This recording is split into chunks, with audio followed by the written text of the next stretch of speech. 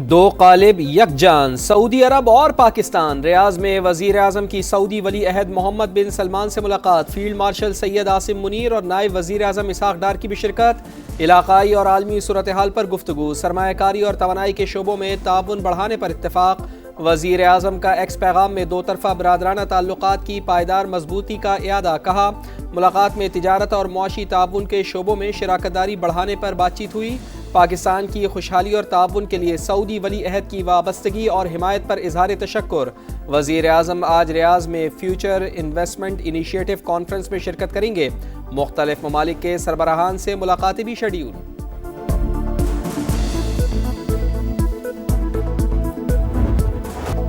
افغان طالبان رجیم کی ہٹ دھرمی برقرار، استنبول میں پاک افغان مذاکرات مشکلات کا شکار، افغان وفد پاکستان کے مطالبات پوری طرح تسلیم کرنے کو تیار نہیں، میزبان ملک نے بھی پاکستان کے منطقی اور مدلل مطالبات کو معقول اور جائز قرار دیا۔ ذرائع کے مطابق وفد بار بار کابل انتظامیہ سے رابطہ کر کے احکامات لیتا رہا،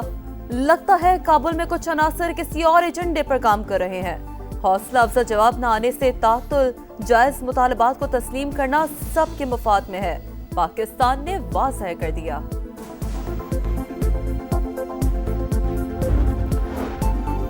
پاکستان اور بنگلہ دیش کے تعلقات میں پیش رفت، 20 سال بعد جوائنٹ اکنامک کمیشن کا اجلاس، وزیر پیٹرولیم علی پرویز ملک اور بنگلہ دیشی مشیر خزانہ کی شرکت۔ بنگلہ دیش کو چین اور وسط ایشیائی ممالک سے تجارت کے لیے کراچی پورٹ استعمال کرنے کی پیشکش، براہ راست فلائٹس شروع کرنے کے لیے کام تیز کرنے پر اتفاق، حلال فوڈ کے معیار اور سرٹیفیکیشن میں تعاون کی یادداشت پر دستخط، نالج کوریڈور کے تحت بنگلہ دیشی طلباء کو 500 اسکالرشپس کی تجویز، مشترکہ اعلامیہ جاری۔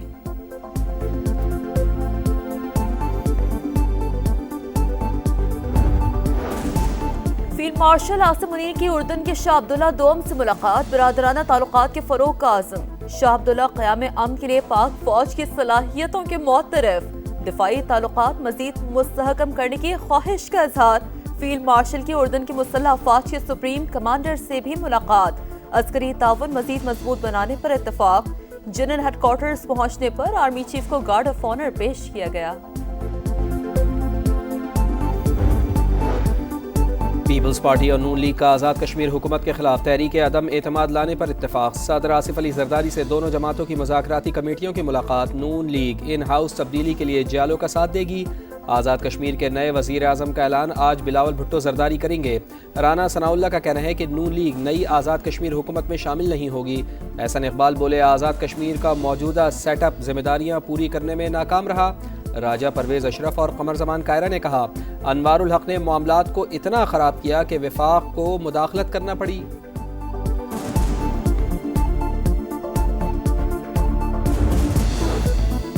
وزیر اعظم آزاد کشمیر ڈٹ گئے، چودھری انوار الحق کا مستعفی ہونے سے انکار،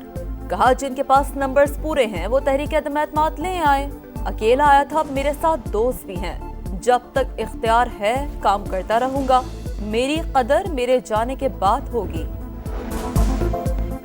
وزیر اعلیٰ خیبر پختونخوا آج بانی پی ٹی آئی سے ملاقات کے لیے اڈیالہ جیل جائیں گے، پی ٹی آئی نے 6 رہنماؤں کی فہرست جیل حکام کو بھجوا دی، سہیل آفریدی 2 ہفتے بعد بھی کابینہ تشکیل دینے میں ناکام، اہم منصوبے اور سرکاری امور تعطل کا شکار۔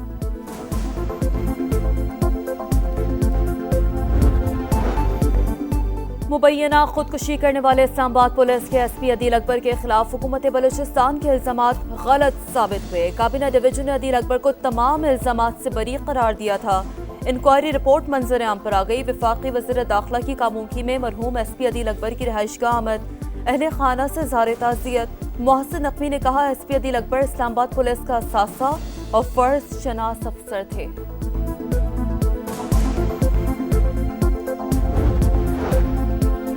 جام شوروں میں ڈائریا کی وبا نے پنجے گاڑ لیے، مزید 2 افراد جان سے گئے، گوٹ فیض محمد برفت میں ہلاکتوں کی تعداد 9 ہو گئی، 5 بچے بھی شامل، زیر زمین پانی میں نمکیات کلورائڈ ٹی ڈی ایس کی مقدار بہت زیادہ نکلی، لیاقت یونیورسٹی آف ہیلتھ سائنسز کی رپورٹ میں انکشاف، سما کی خبر پر محکمہ صحت سندھ کا ایکشن، متاثرہ علاقے میں میڈیکل کیمپ قائم۔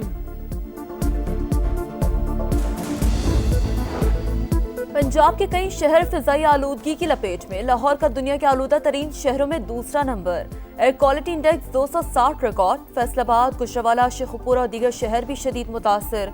سینئر وزیر مریم اورنگزیب کا کہنا ہے بھارتی پنجاب اور ہریانہ سے آلودہ ہوائیں مسلسل آ رہی ہیں، شہریوں سے حفاظتی ماسک کا استعمال یقینی بنانے کی اپیل، آلودگی پھیلانے والی گاڑیوں کے خلاف سخت ایکشن کا آغاز، ادارہ تحفظ ماحول پنجاب کا 15 نومبر کے بعد بغیر گرین سٹیکرز گاڑیاں بند کرنے کا فیصلہ، لاہور میں تمام گاڑیوں کے لیے ایگزاسٹ ٹیسٹنگ لازمی قرار۔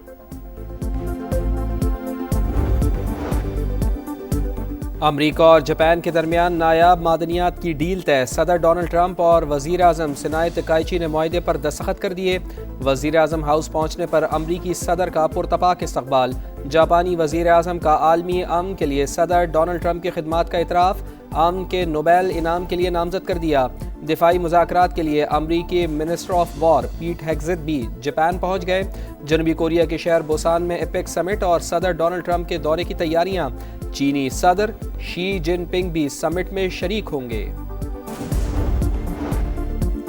امریکی صدر ڈونلڈ ٹرمپ تیسری مدت کے لیے صدر بننے کے خواہش مند، میڈیا سے گفتگو میں دل کی بات کہہ دی، کہا میری مقبولیت بلند ترین سطح پر ہے، ایک بار پھر صدر بننا پسند کروں گا۔ کیا صدر ٹرمپ آئین توڑیں گے؟ امریکہ میں نئی بحث چھڑ گئی، امریکی آئین میں تیسری مدت کے لیے صدر بننے کی گنجائش نہیں۔ غزہ سے ایک اور اسرائیلی قیدی کی لاش مل گئی، ریڈ کراس کی گاڑی میں اسرائیل منتقل، دیگر لاشوں کی تلاش کے لیے کئی مقامات پر کھدائی جاری، خان یونس میں اسرائیلی فوج کا ڈرون حملہ، 2 دن میں 8 فلسطینی شہید، 13 زخمی، مغربی کنارے میں اسرائیلی فورسز کی چھاپہ مار کارروائیاں، درجنوں فلسطینی گرفتار، فلسطینی صدر محمود عباس نے نائب صدر حسین الشیخ کو اپنا جانشین مقرر کر دیا۔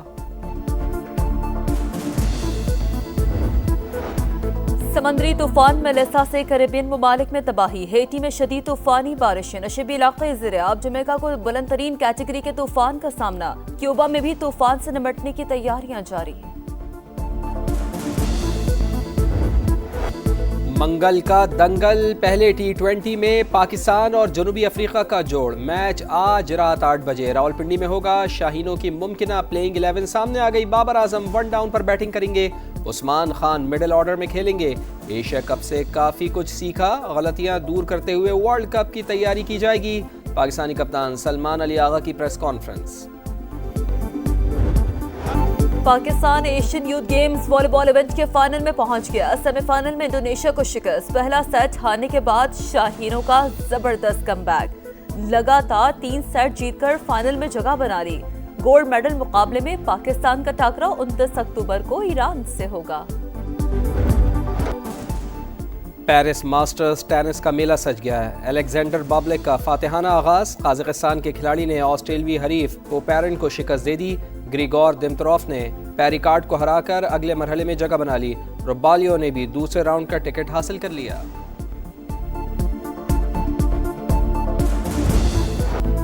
میجر لیگ فٹ بال میں ٹائٹل کی دوڑ، پلے آف سیریز کے پہلے میچ میں منیسوٹا نے سیٹل کو شکست دے دی، میچ برابر ہونے کے بعد فیصلہ پینلٹیز پر ہوا، سنسناٹی نے کولمبس کو 1-0 سے زیر کیا۔